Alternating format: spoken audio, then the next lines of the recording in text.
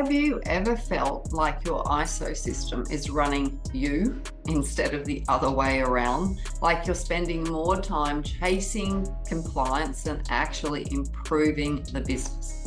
If that sounds familiar, then today's episode is for you. Welcome to Lead the Standard.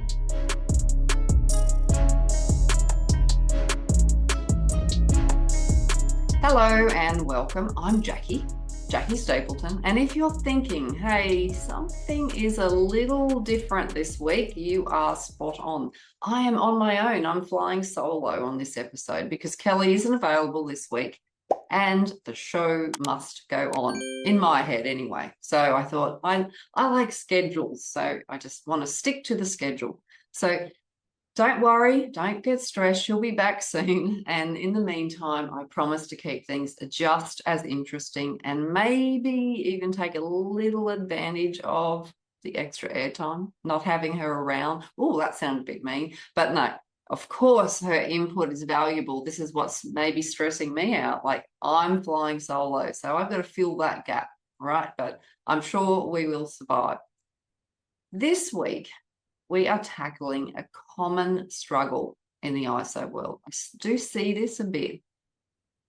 Micromanaging every detail of a management system instead of leading it with influence. That's what we want to get to, that influence, that leadership.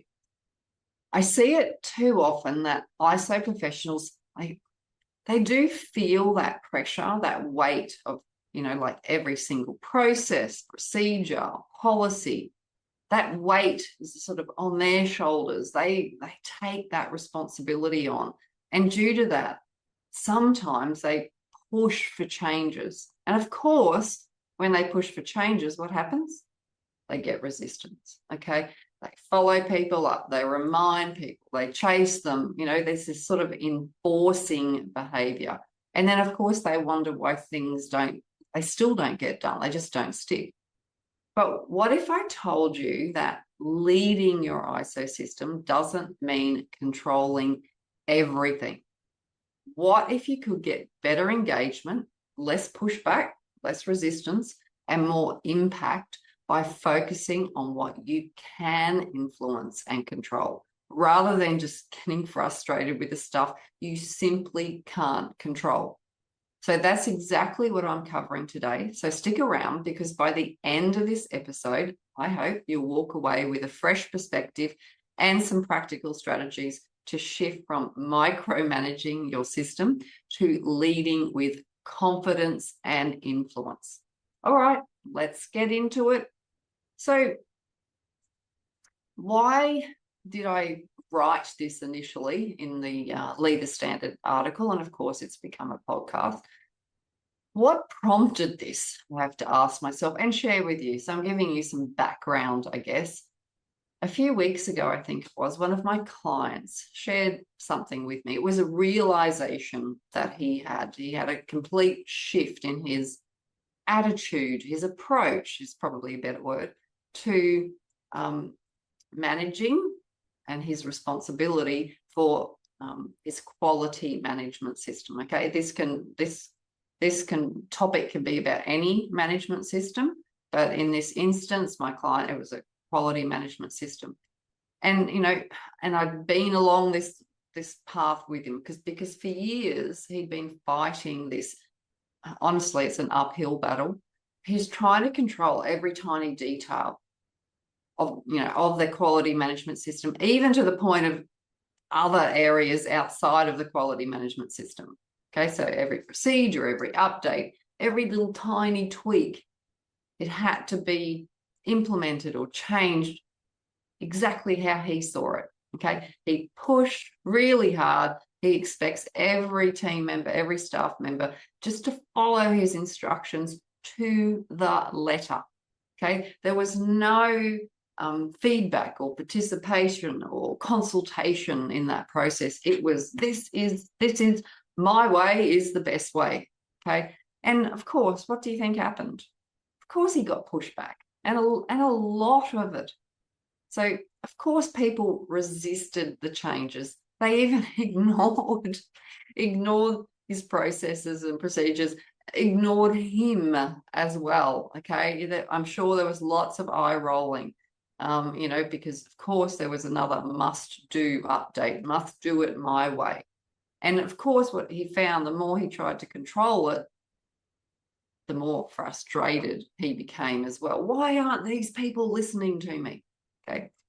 Then one day, after another pushback session from someone, or, you know, something was dismissed over something minor, it suddenly hit him. And this is what he was sharing with me. These were his words. He said that he was fighting battles that weren't his to fight.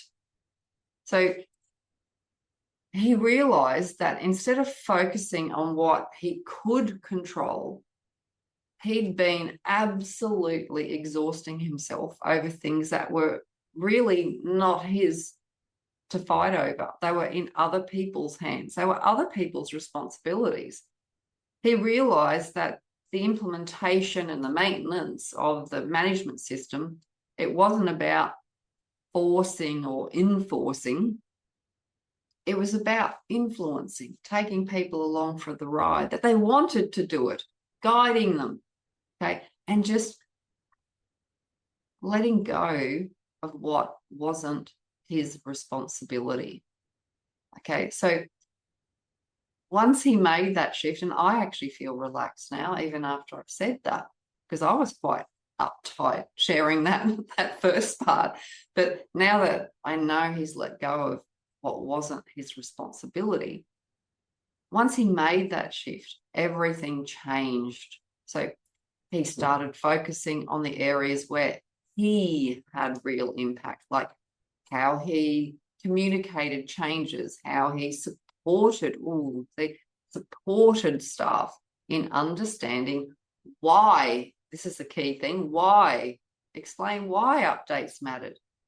And I suppose how he worked with leadership as well. So his upper management, top management, all, I suppose, with the goal of driving improvement. That's what it's all about, right? And when he let go of the little things outside of his control, the resistance started to fade, and he actually started to enjoy himself. Funny that. We're actually having jokes, and we're having laughs on our coaching sessions now. So even when there is a little bit of a pushback, we have a laugh about it. He's sort of let it go. So my clients' sort of realization, I guess, it was a personal breakthrough for him personally. But when he shared it with me, I realized that it's actually a fundamental leadership shift that we all need to take on board, and it applies to any of us managing an ISO system. The temptation to micromanage every aspect of a management system, I suppose it's understandable if you've got that responsibility, because we do want things done right, okay? We do want to pass that audit, all right? This is something I actually shared with him, you know, when he was frustrated, when people weren't completing their tasks as per the quality plan. And I actually said, well, let them fail. Like, how many times do you have to follow people up? Honestly, let them fail. But of course, that is a bit scary, because that might mean a non-conformance at an audit, as long as it's not a major non-conformance. But sometimes, you know, if the task is relevant and it's a high risk, let people fail. Okay, then maybe they'll come up with their own solution, okay, on how to better the process, rather than just being handed something. So sometimes you have to, that's how people learn, isn't it?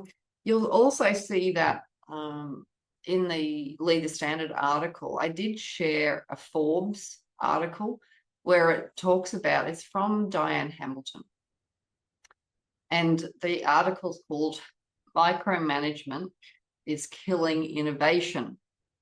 Okay, and that's sort of reminded me as I was sharing that. So She says in this article, and I'll put the link to this article in the show notes, she says that excessive control does not lead to better outcomes.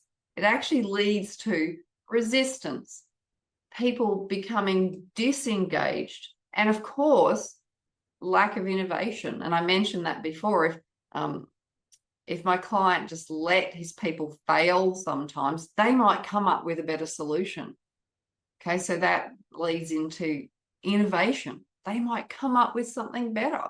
Okay, so in this Forbes article, it goes on, sort of covers, instead of trying to enforce every change, with this iron grip, we as ISO leaders need to focus on influencing rather than dictating. Okay. Oh, this is great. We need to empower them rather than controlling them. Okay. So this is what happened with my client, because when he embraced this shift, he not only, I feel less stressed myself. He not only reduced his stress, he also saw that his team became more engaged. Hello, congratulations, more receptive and open. And of course, there came that commitment, okay, all towards maintaining and improving that quality system. Right? So that's a bit of the background as to why we're here and talking about this. So I love that story. I love that realization by my client. I love that he saw the difference.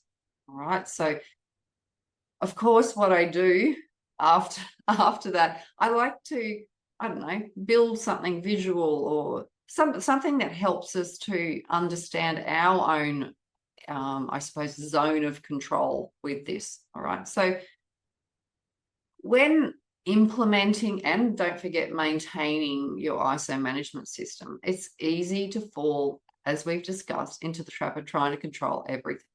But success comes from understanding where to focus your efforts, where you can influence change, and what you need to let go of. The ISO management system zone of control. So this is what I'm going to introduce to you. I've built this zone of control model to help you break this down into 3 key areas. So the 3 areas are what you can control, what you can influence, okay, because there's some things there that are sort of in the middle, and what is outside of your control. So by directing your, let's say, your energy, I can feel that, by directing your energy toward the right areas, you'll absolutely reduce frustration. You'll get better engagement. And of course, that's where the real improvement comes in.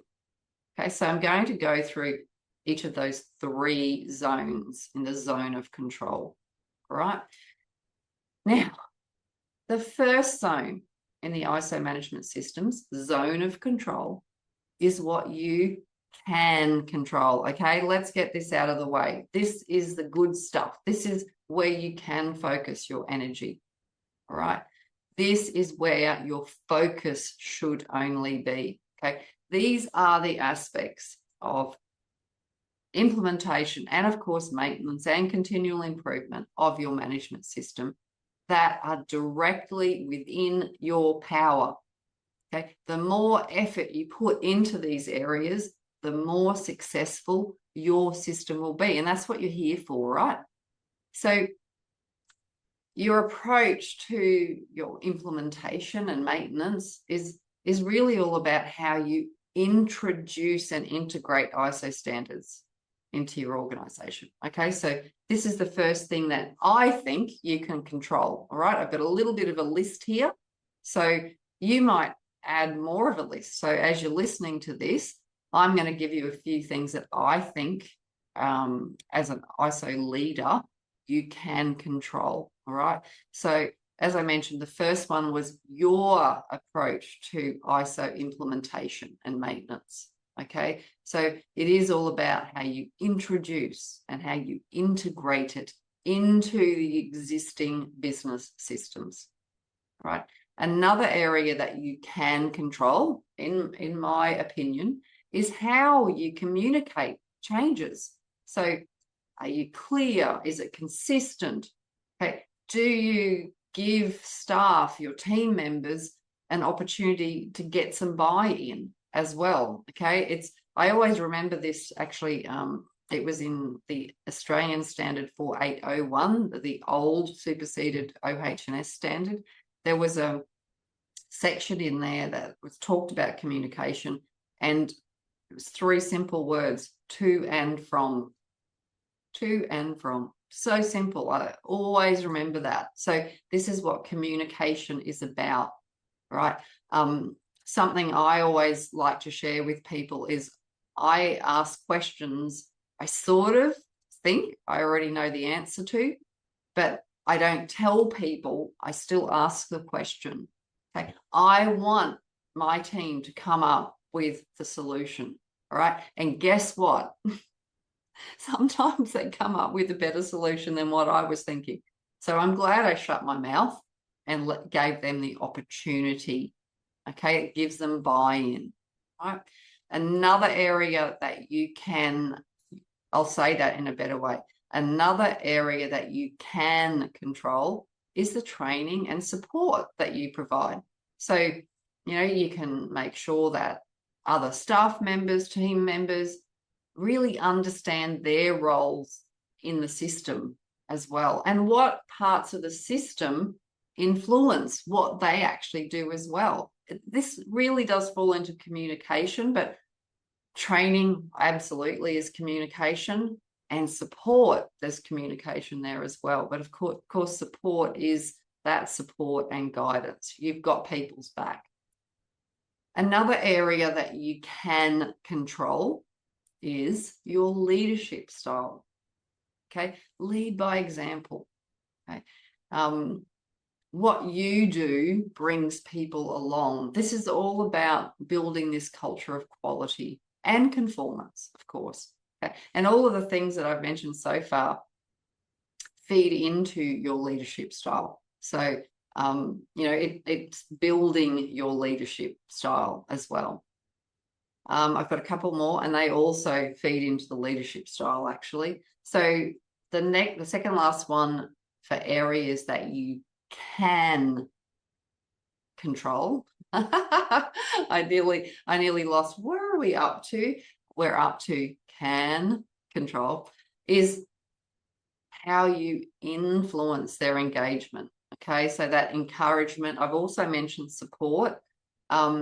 This is about encouraging staff participation, okay? Because if you're getting people involved in it, and participation, and I'm going to steal this from ISO 45001, participation is also about decision-making, okay? Not you just making the decisions, other team members as part of that decision-making, okay? That will absolutely make your system more effective. And finally, the last area that you can control, see, I was more confident then, is your ability to adapt and refine processes. Oh, I'm going to say that again. So your ability to adapt and refine processes. Yeah, be flexible, a flexible approach. Okay, having a flexible approach to refining your system and the processes, it helps the system to evolve, I think, more naturally. Okay, it doesn't have to be, exactly, or overcomplicated. Okay, that's the opposite. It needs to be built so it is flexible. All right, so focus, my last point on this, and this is really a tip. My final tip for the zone of control of areas that you can control is to focus your time and energy here. This is going to make the biggest impact on your system success, on your success as an ISO leader.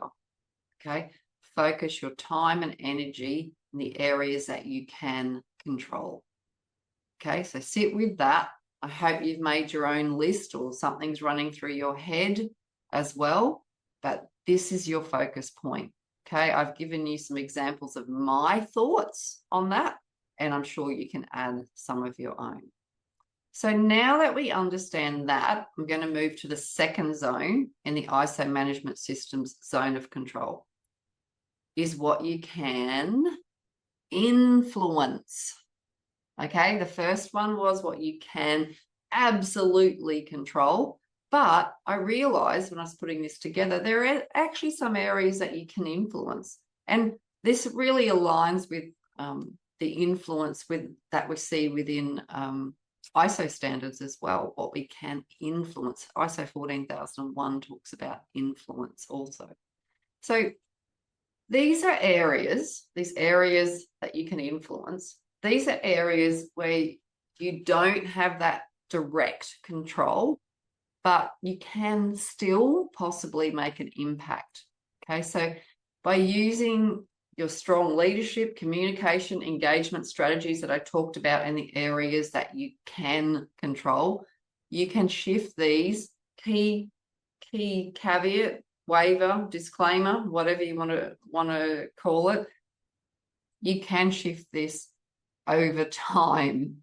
Okay, this is something I talk to my coaching clients about. It's not just because you change your behavior one day, it's not going to be changed the next day. It will take time, persistence, consistency. Okay, so this shift takes time. All right, so you need to be really stubborn. Okay, so I've got some areas that I thought fall under this area of influence. Okay, so the first one is the company culture. Okay, of course, this has a long-term impact. Okay, once again, reinforce it. You cannot change culture overnight, but leading by example, reinforcing all of those quality values as well, and what I said you can control, because a lot of them are sort of personal behaviors, you're going to bring that company along with you for the ride. Please be stubborn about it. This is one time you're allowed to be stubborn. The second area I thought that you could influence is encouraging upper management support. Okay, so I'm sharing this as, if you're a quality manager, for instance, or a HSE manager, there'll be some top management above you. So, getting that executive C-suite top management buy-in, it's not always guaranteed, although it is getting a lot better these days, I have to say.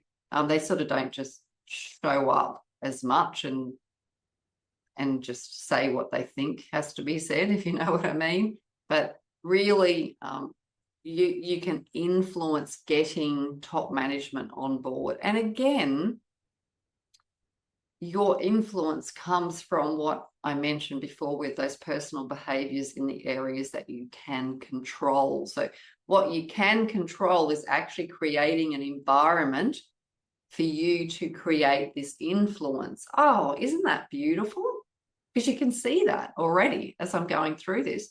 All of those areas that I said you can control will naturally create this influence. Okay, it's, what's the word, addictive. People see what you're doing, they want to come along for the ride. Okay, so this creates that environment that really supports, promotes, fosters change, which is sort of around the lines of the last area of influence, I thought, as well. So, people have become more comfortable with change. Change is easier, actually, when people feel like they're supported, okay, and it's positive, and it's a curious and sort of learning-focused workplace. Right, so those first two are actually game changers, to be honest. Yeah, the areas you can control feed into the areas or the outcomes then of what you will influence because of that shift in itself. Okay, so my final tip for this area is, instead of forcing change, influence it by, suppose, creating this collaborative environment, okay? And by creating this collaborative environment, you'll have results, actual, data-driven, factual results, positive results of the management system moving forward and performing well, and other people will want to come along for the ride. All right, so that's my second tip for the second section, the areas that you can influence. Now, the third and final zone in the ISO management systems, the zone of control, is what you can't control. Let it go, people. All right, these are the areas that you need to let go. All right. I, again, have got a list of what I thought you need to let go, but I'm not in your personal space or environment or situation, but I hope these just prompt you to think of your own. So these are external factors or responsibilities that actually, they don't belong to you. They belong to other people. And stressing over them will only lead you to frustration. Okay, you've got better things to do, haven't you? You've got your own areas that you can control. So focus on those, not other people's areas of responsibility. Okay, if you recognize and accept what's out of your hands, okay, this is really key to staying productive and moving forward. Okay, let other people take that load off you. Okay, really have a think about, do I need to be doing this? Okay, handball it, off it goes. It's someone else's responsibility. I have my own areas that I'm responsible for and I have control over. Right, so the areas that I thought you do not have control over, and as I said, these are just sort of prompting your own brainstorm, you'll have others, is individual staff attitudes. That's my first one. You have no control over other people's attitudes.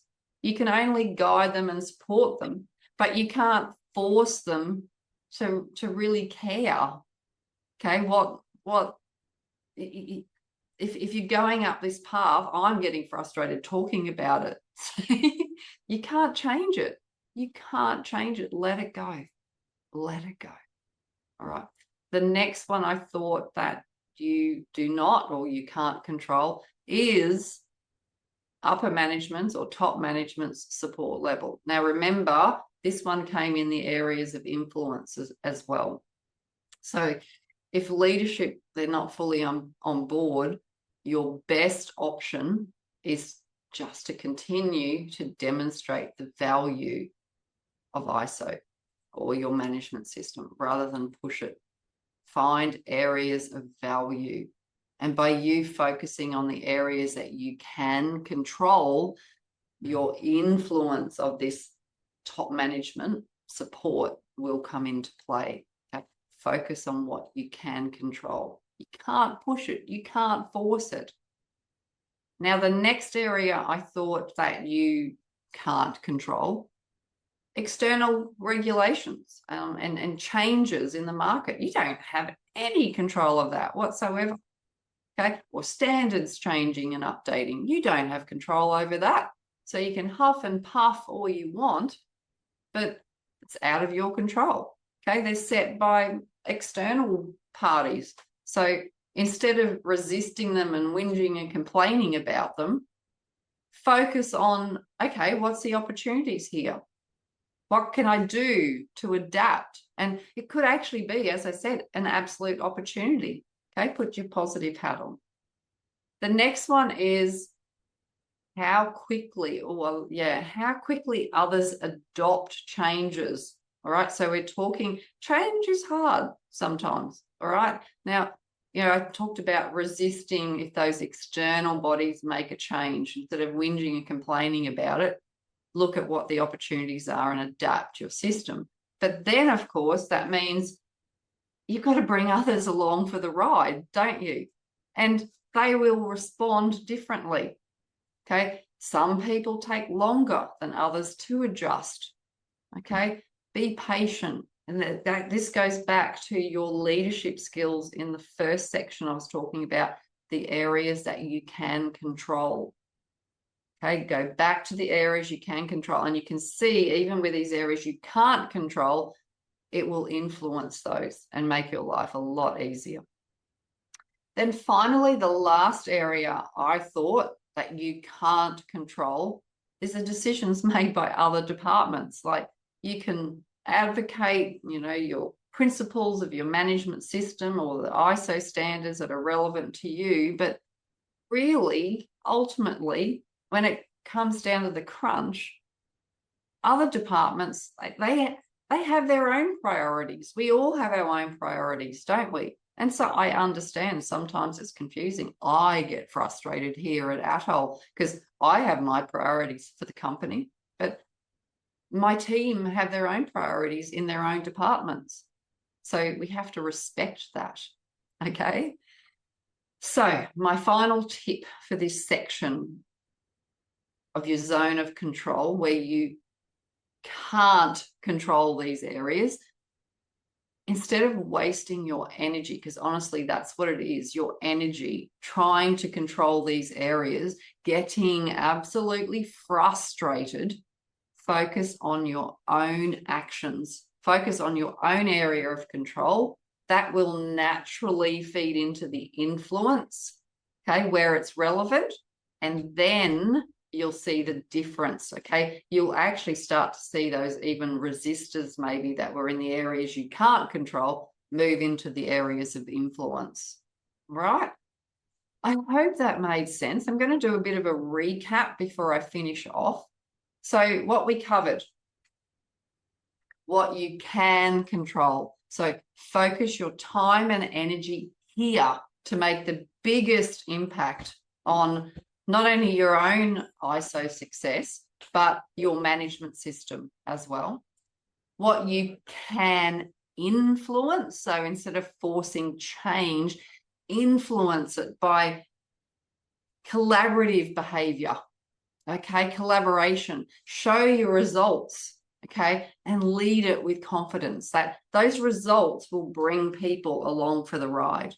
And then finally, we covered what you can't control. And I said, let it go, people. Just let it go. So instead of wasting energy trying to control these,